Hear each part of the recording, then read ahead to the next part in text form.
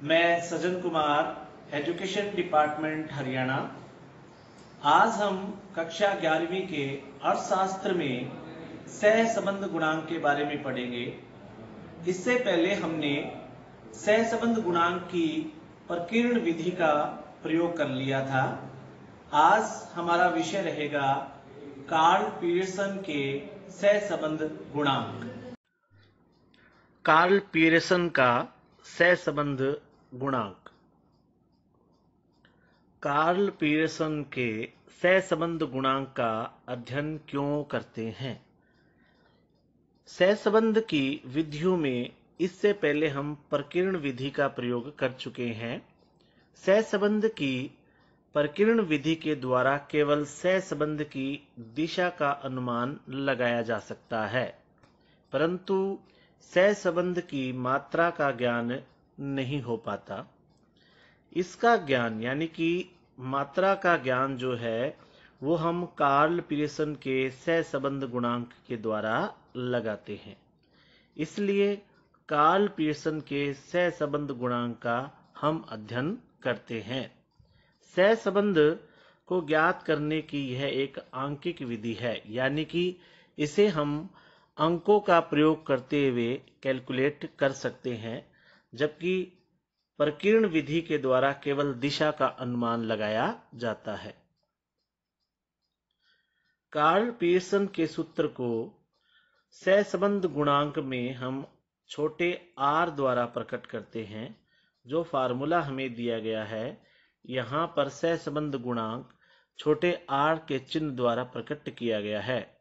यहाँ पर आप देख सकते हैं सुमेशन एक्स वाई, यहाँ पर n, सिग्मा x और सिग्मा y, यानी कि इस तरीके से हम इसकी वैल्यू निकाल सकते हैं। परंतु इस सूत्र का प्रयोग तभी किया जा सकता है जब श्रेणियों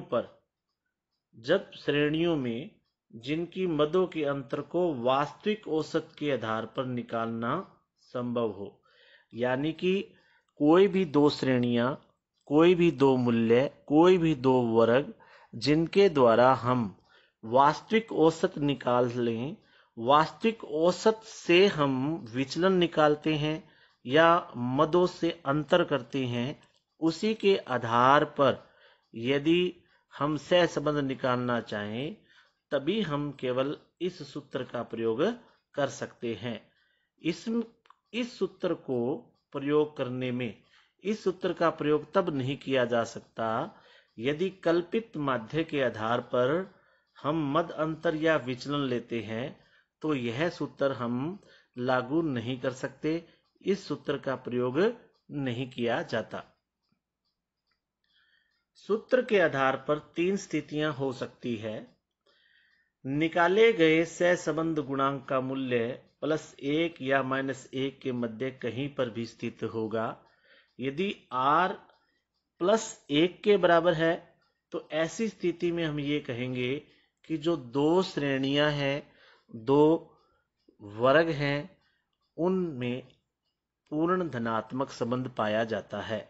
इसी तरीके से r अगर बराबर है -1 के तो इसका अर्थ यह हुआ कि यह पूर्ण ऋणात्मक संबंध को प्रकट करता है। और इसी तरीके से यदि r 0 है तो इसका मतलब होगा कि दो श्रृंखलाओं में किसी भी प्रकार का कोई संबंध नहीं है। पूर्ण धनात्मक का अर्थ यह हुआ कि जिस समान औसत से x की वैल्यू बढ़ रही है, दूसरे वर्ग की भी वैल्यू यानी कि y की वैल्यू भी उसी अनुपात में बढ़ रही है। और पूर्ण ऋणात्मक संबंध का अर्थ यह हो गया कि दो वर्ग जैसे x और y हैं, उनमें से x की वैल्यू बढ़ रही है समान अनुपात में और y की जो वैल्यू है वो समान अनुपात में कम हो रही है।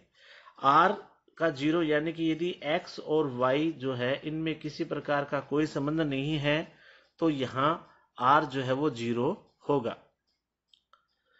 कार्ल पीयरसन के सूत्र का हम एक संशोधित रूप भी प्रयोग करते हैं, क्योंकि केवल वास्तविक औसत से हम सहसंबंध का अनुमान नहीं लगा सकते।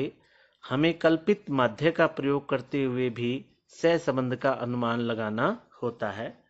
इसलिए एक नए फार्मूले का प्रयोग भी हम इस रूप में कर सकते हैं, सुमेशन एक्स वाई, और जिसको हम भाग दे देते हैं under root summation x square summation y square. यहां पर यह बताया गया है कि x क्या है। x जो है वो x मद जो है उसका और x बार यानी कि जो वास्तविक औसत निकाला गया है उसका अंतर है, और x स्क्वेयर का मतलब हो गया कि ये इस x की वैल्यू को हम वर्ग में बदल देंगे। इसी तरीके से y जो है वो y माइनस वाई बार है, यानी कि y वर्ग की जो भी वैल्यूज हैं उनका प्रयोग करते हुए सबसे पहले हमने y बार निकाला, यानी कि समांतर माध्य निकाला। फिर उस समांतर माध्य को प्रत्येक y श्रृंखला के मध्य में से घटाते गए, यानी कि विचलन निकालते गए। इस फार्मूले को हम इस प्रकार से प्रयोग कर सकते हैं। यहां पर एक तालिका आपको दी गई है जिसमें x की वैल्यू 2, 3, 4, 5 और इस तरीके से 8 तक दी गई है। इसी तरीके से y की वैल्यू 4, फिर उसके बाद 7, 8, 9, 10, 14 और 18। अब आप यहां देखेंगे सबसे पहले हम x, यहां पर x की वैल्यू दी गई है 2, 3, 4, 5, 6, 7 और 8। हम यहां पर देखेंगे कि ये संख्या कितनी है। ये टोटल n जो है वो 7 है, यानी कि n हमें 7 दी गई है। तो अब सबसे पहले हम क्या करेंगे, इन सभी को हम जोड़ेंगे। तो यहाँ पर x यानी कि सुमेशन जो है वो 35 होगा। हमारे पास कितना आ जाएगा, ये 35। और अब हम जब है x बार निकालेंगे, x बार का फार्मूला होता है कि सुमेशन x बटा n, ये हमारा फार्मूला होता है समांतर माध्य का। तो समांतर माध्य के लिए यहाँ पर सिग्मा x हमारे पास कितना है, 35 है। अब 35 n कितना है हमारे पास, 7। इसको जब डिवाइड करेंगे तो ये हमारे सामने आ जाएगा 5। तो इस तरीके से हमारे पास जो समांतर माध्य है वो आ गया है 5। और इस तरीके से अब हम x निकालेंगे। x जो हम है वो x माइनस एक्स बार होता है, और x बार जो है यानी कि जो औसत है वो 5 है। इसलिए हम इस 2 में से 5 को घटाएंगे तो हमारे सामने वैल्यू आ जाएगी -3। इसी तरीके से 3 में से जब हम 5 घटाएंगे तो ये आ जाएगा हमारे पास -2। इसी तरीके से 4 में जब घटाएंगे तो ये आ जाएगा हमारे पास -1। 5 में से 5 घटाएंगे तो ये आ जाएगा हमारे पास 0। फिर 6 में से 5 घटाएंगे तो ये हमारे पास आ जाएगा 1। और इसी तरीके से 7 में से 5 घटाएंगे तो 2, और 8 में से 5 घटाएंगे तो 3। और इन सबको जब जोड़ देंगे तो इनकी जो सुमेशन x आएगा हमारे पास वो 0 होगा। इसके बाद आप यहां देखेंगे कि फार्मूले में आप देखेंगे कि हमें एक्स स्क्वेयर चाहिए। एक्स स्क्वेयर के लिए हम क्या करेंगे, ये जो यहाँ पर हमारे सामने जो x की वैल्यू आई है, यानी कि ये जो आया है -3, -2, ये x है। इसका हम विचलन का वर्ग कर देंगे, यानी कि एक्स स्क्वेयर करेंगे। एक्स स्क्वेयर यानी कि -3 का स्क्वेयर, यानी कि -3 मल्टीप्लाई -3। तो यहाँ पर आप देख पाएंगे कि -3 को करेंगे तो हमारे पास प्लस का 9 आ जाएगा। इसी तरीके से आप यहाँ देख पाएंगे कि यहाँ -2 है, इसका जब स्क्वायर करेंगे तो ये 4 आ जाएगा। -1 का स्क्वायर करेंगे तो ये प्लस का 1 हो जाएगा। 0 का स्क्वायर करेंगे तो 0 हो जाएगा। -1 का स्क्वायर करेंगे तो 1 हो जाएगा। फिर 2 का स्क्वायर करेंगे तो 4, 3 का स्क्वायर करेंगे तो 9। अब हम इन सब को वैल्यू को जोड़ देंगे। जोड़ने पर हमें सामने आएगा सुमेशन एक्स स्क्वायर आ जाएगा 28। इसी तरीके से हम y के अंदर भी सेम प्रोसेस की प्रक्रिया को अपनाते हुए यहाँ पर y बार समांतर माध्य निकाल लेंगे, और फिर हम यहाँ पर विचलन निकालेंगे, और उसके बाद प्रत्येक विचलन का फिर हम पुनः वर्ग कर देंगे, और इस तरीके से सुमेशन y स्क्वायर जो है उसकी वैल्यू 130 आ जाएगी, इन सब का जोड़ जो होगा। इसी तरीके से आप देख पाएंगे फार्मूले में देखेंगे तो आप पाएंगे सुमेशन एक्स वाई। यहाँ एक्स वाई का मतलब है x गुणा y। तो यहाँ पर सबसे पहले आप देखेंगे एक्स वाई निकाल लेंगे हम। x हमारे पास क्या है ये, और y क्या है हमारे पास, y हमारे पास ये है। आप देख पाएंगे कि ये हमारे पास x हो गया और ये होगी हमारे पास y। इनकी हम क्या करेंगे, मल्टीप्लाई कर देंगे, इनको हम गुणा कर देंगे। तो आप देख पाएंगे कि -3 और -6 को मल्टीप्लाई करेंगे तो हमारे सामने आ जाएगा +18। इसी तरीके से -2 और -3 की मल्टीप्लाई करेंगे तो हमारे पास आ जाएगा +6। और इसी तरीके से हम इन प्रत्येक मद की और इसके साथ जो है वो मल्टीप्लाई कर देंगे तो हमारे सामने जो है वैल्यू आ जाएगी 58। सुमेशन एक्स वाई जो है वो हमारे सामने आ जाएगा 58।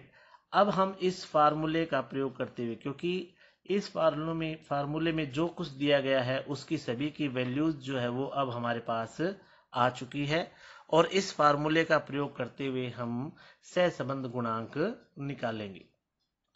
आप देख सकते हैं इस सूत्र का प्रयोग करते हुए कि सुमेशन एक्स वाई है वो 58 है, और इसी तरीके सुमेशन एक्स स्क्वायर जो है वो 28 है, और ये हमारे पास सुमेशन वाई स्क्वायर 130 है। और इस तरीके से हम मैथमेटिकल कैलकुलेट करेंगे तो ये हमारे सामने आएगा +0.96। इसका अर्थ ये हुआ कि ये सहसंबंध गुणांक जो है वो धनात्मक है, यानी कि जो हमें श्रृंखला दी गई है x और y, इस x और y के अंदर धनात्मक संबंध पाया जाता है। इसके बाद हमारे सामने कार्ल पियर्सन सहसंबंध गुणांक की शॉर्टकट मेथड से हम किस तरीके से, यानी कि लघु विधि का प्रयोग करते हुए हम सहसंबंध की गणना किस तरीके से करते हैं। सहसंबंध को हम r द्वारा दर्शाएंगे। इसके बाद हमारे सामने जो फार्मूला है वो है सुमेशन dx dy और सुमेशन dx और multiply summation dy over n, और उसको हम सबको भाग दे देंगे under root summation dx square से, ब्रैकेट में सिग्मा dx उसका स्क्वायर और ओवर n। इसी तरीके से फिर यहाँ मल्टीप्लाई कर देंगे इसको, वही under root summation dy square, और उसके बाद है ब्रैकेट में dy का स्क्वायर ओवर n। और इस तरीके से हम इस फार्मूले का प्रयोग करते हुए लघु विधि के द्वारा हम सहसंबंध का अनुमान लगाएंगे। यहाँ पर आपको दिखाई दे रहा है dx का मतलब है x श्रेणी के मदों के द्वारा कल्पित माध्यों से अंतर या उसका विचलन निकालना। dy का मतलब हो गया y श्रेणी के मदों का उसके कल्पित माध्य के औसत से अंतर या विचलन। और इसी तरीके से सुमेशन dx और dy का मतलब ये हो गया कि dx और dy के गुणनफल का जोड़ जो होगा। इसी तरीके से सुमेशन dx स्क्वायर जो वो होगा वो dx के वर्गों का जोड़ होगा। इसी प्रकार से सुमेशन dy जो होगा वो dy के वर्गों का जोड़ होगा। सुमेशन dx है वो x श्रृंखला के विचलनों का जोड़ होगा। सुमेशन dy वो y श्रृंखला के विचलनों का जोड़ होगा, और n जो है वो कुल संख्या होगी। और इस तरीके से हम लघु विधि का प्रयोग करते हुए सहसंबंध का अनुमान लगा सकते हैं।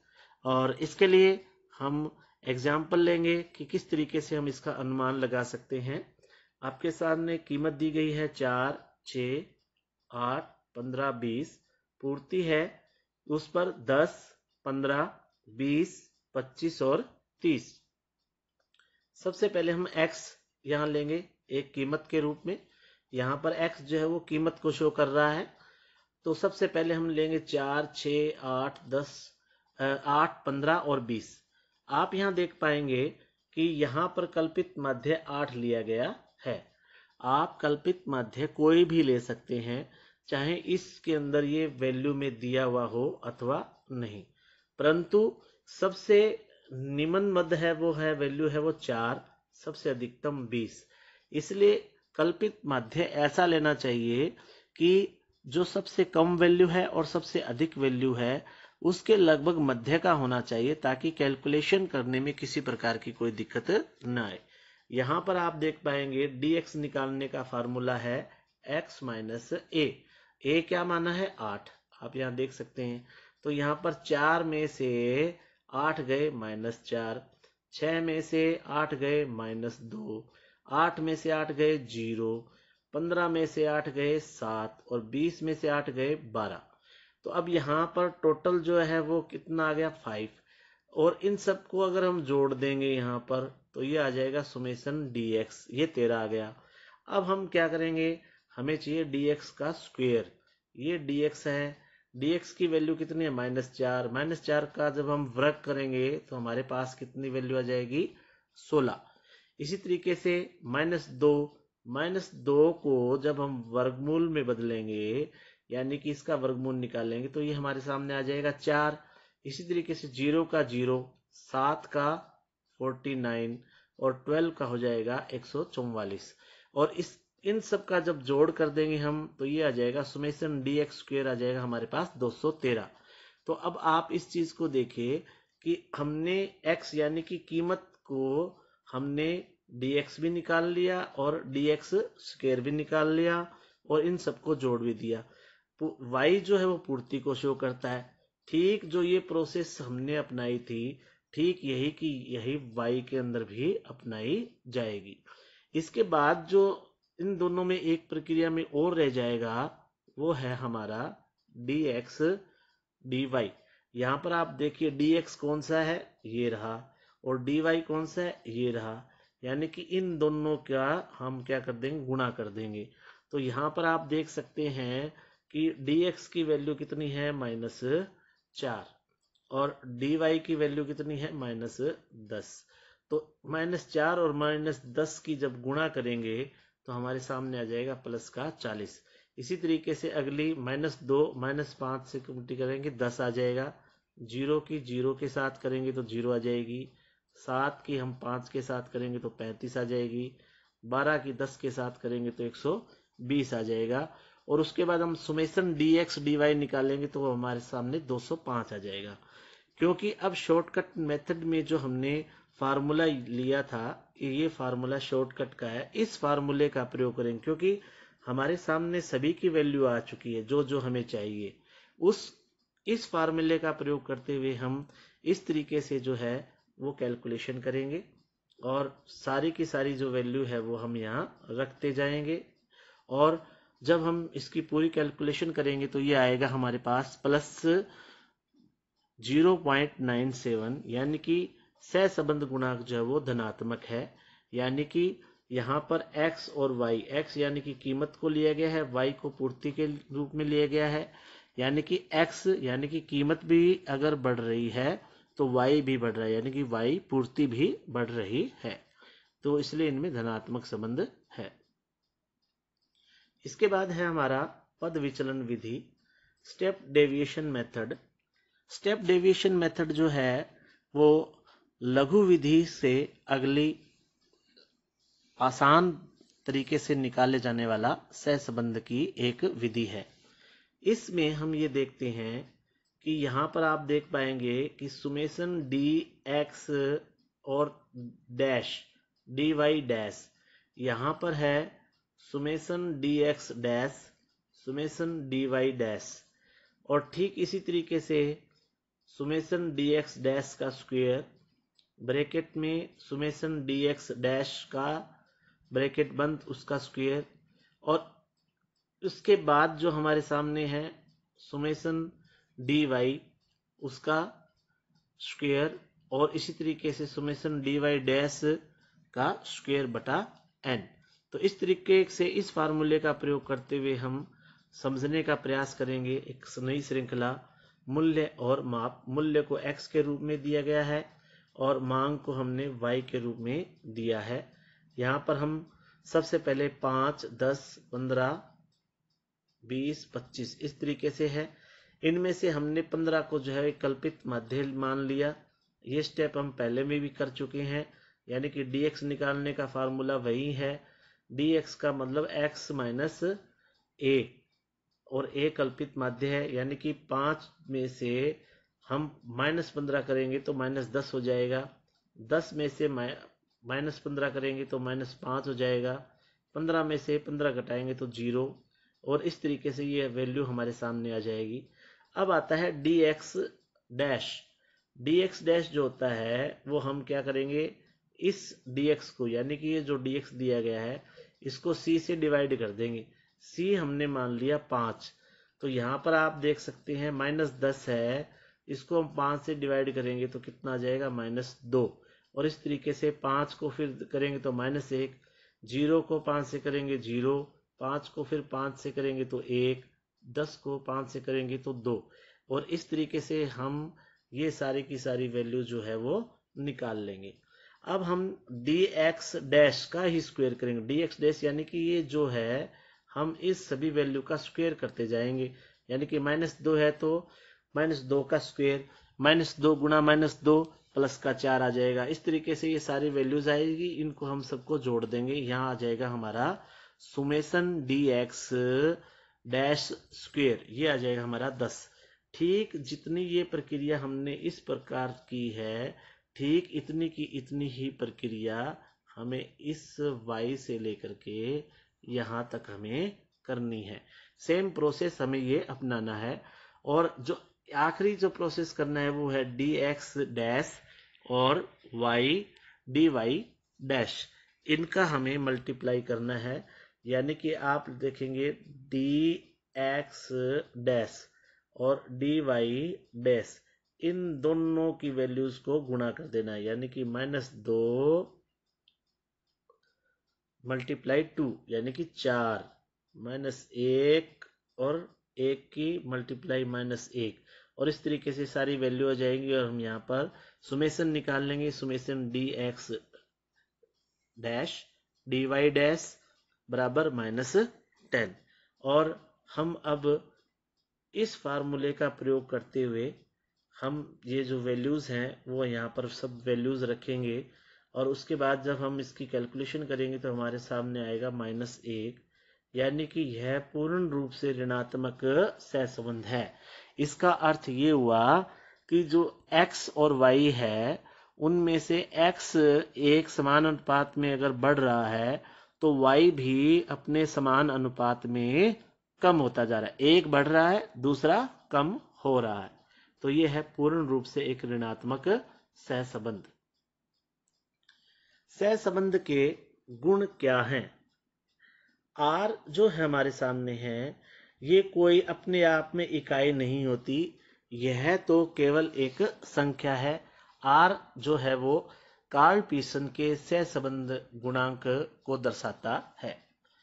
R का ऋणात्मक जो मान है वो विपरीत संबंध को दर्शाता है, और यदि R का मान धनात्मक हो तो चरों में परिवर्तन समान रूप से होता है।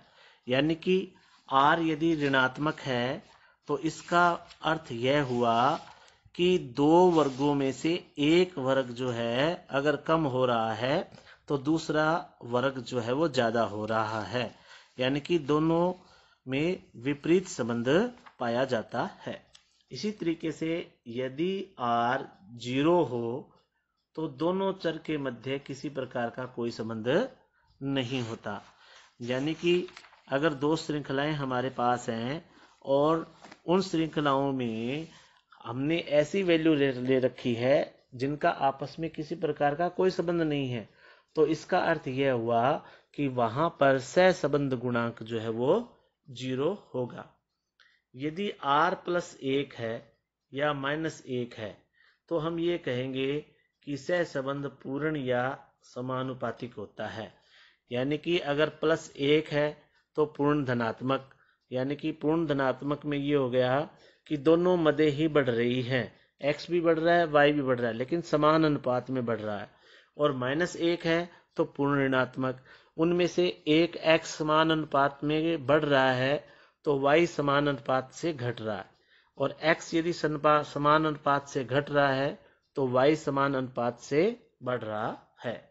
सहसंबंध का मान +1 और -1 के मध्य होता है। यदि r का मान इस क्षेत्र से बाहर आता हो तो इसका अर्थ यह हुआ कि गणना में त्रुटि है। यानी कि सहसंबंध का जो मान होता है वो +1 और -1 इनके मध्य ही कहीं स्थित होता है। यदि प्लस का 2 आ जाता है तो इसका अर्थ यह हुआ कि गणना करने में त्रुटि हुई है, क्योंकि सहसंबंध का जो मान होता है वो +1 और -1 के मध्य कहीं स्थित होता है। सहसंबंध के महत्व क्या है? सबसे पहला है नियमों व धारणाओं का निर्माण। सहसंबंध के अध्ययन से चरों के पारस्परिक संबंध की दिशा तथा मात्रा का ज्ञान होता है और इसके फलस्वरूप अर्थशास्त्र के बहुत से नियमों तथा धारणाओं जैसे कि मांग का नियम, मांग की लोच की धारणा, इन जैसे जो नियम है इनका निर्माण करना संभव हो पाया है। अगला है कारण और परिणाम संबंध। सहसंबंध गुणांक कई बार विभिन्न चरों में पाए जाने वाले कारण परिणाम संबंध को स्पष्ट करता है और इसके फलस्वरूप चरों के व्यवहार को समझने में सहायता प्राप्त होती है। कारण परिणाम संबंध का अर्थ हुआ, जैसे मान लीजिए कीमत और मांग। कीमत के बढ़ने पर क्या होगा? मांग कम होगी। तो मांग कम होने का कारण क्या बना? कीमत में बढ़ना। परिणाम क्या हुआ? मांग कम हुई। तो ये सहसंबंध जो है वो हमें कारण और परिणाम संबंध को दर्शाते हैं। व्यापारिक निर्णय। सहसंबंध विश्लेषण व्यापारिक निर्णय लेने में सहायक होते हैं।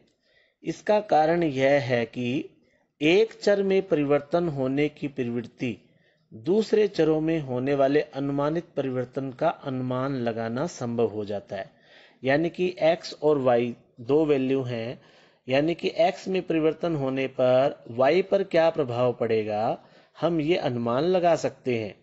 तो एक व्यापारी जब एक वस्तु की कीमत के कम या अधिक होने पर उसकी मांग पर क्या प्रभाव पड़ेगा, इसका वह अनुमान लगाते हुए व्यापारिक निर्णय ले सकता है और अपने व्यापार को अच्छी तरीके से चला सकता है। इसके बाद है नीति निर्धारण। सहसंबंध नीति निर्धारण में भी सहायक होता है। यदि सरकार को करों की दर या करों के एकत्रीकरण में ऋणात्मक संबंध प्रकट होता है तो सरकार करों की दर को कम कर देगी, यानी कि कर जो है वो घटा देगी, क्योंकि करों की दर कम होने के फलस्वरूप करों की रकम के अधिक एकत्रित होने की संभावना हो जाती है।